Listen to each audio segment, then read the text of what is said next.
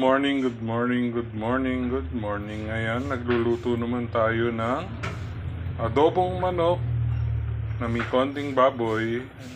Tapos lalagyan natin ng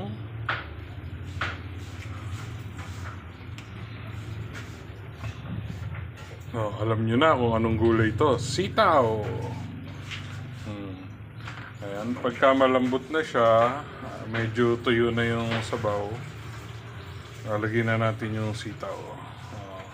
Ayan ang bagong style sa pagluluto ng adobo. Try nyo.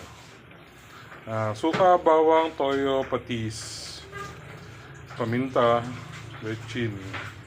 Yun lang yung sahog ko. Tapos yun nga sitaw. Mamaya makikita niya finished product. Ayan, konting lambot pa. Siguro mga 5 minutes pa. Tapos lalagay na natin yung sitaw. Ayan, nilagay na natin ang sitaw. Halo-halo. Kita niyo naman ang sahog. Tama naman ang itsura, di ba? Ang ganda. So, papalambutin na lang. And then, okay na. Ayan, ganda ng kulay.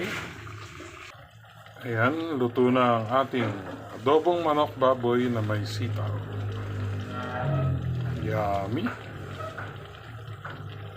Diba? Ang ganda, oh.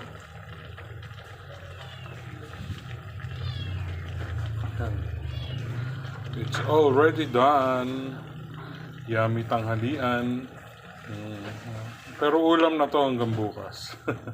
Kasi dalawa yung niluto ko, diba?